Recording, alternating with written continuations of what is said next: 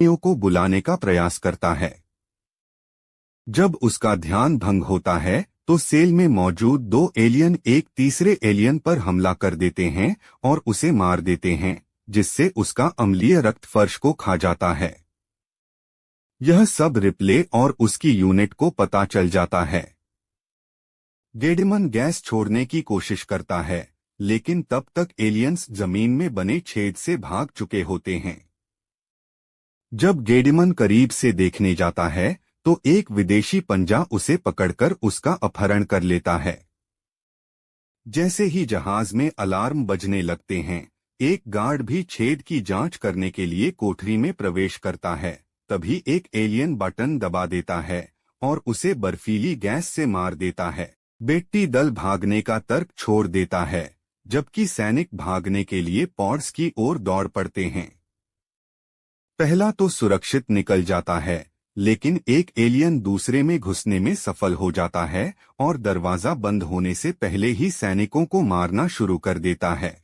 Perez pod के अंदर एक ग्रेनेड फेंकता है जो उड़ते ही फट। जब वह विचलित होता है तो पेरेज नामक एक एलियन उसके पीछे आता है और उसे मार देता है।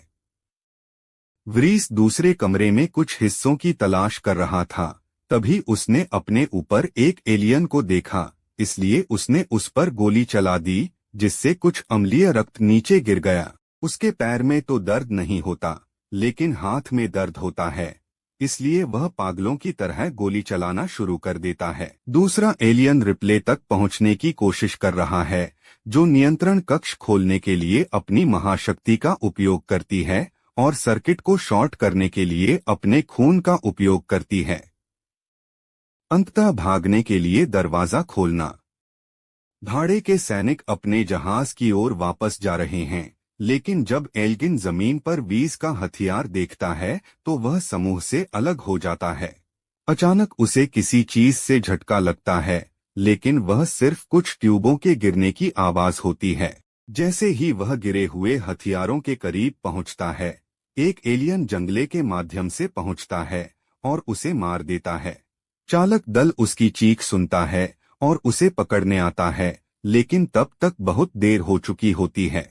एलियन उनके पीछे आ जाता है, इसलिए वे भागने की कोशिश करते हैं, लेकिन दरवाजा बंद पाते हैं।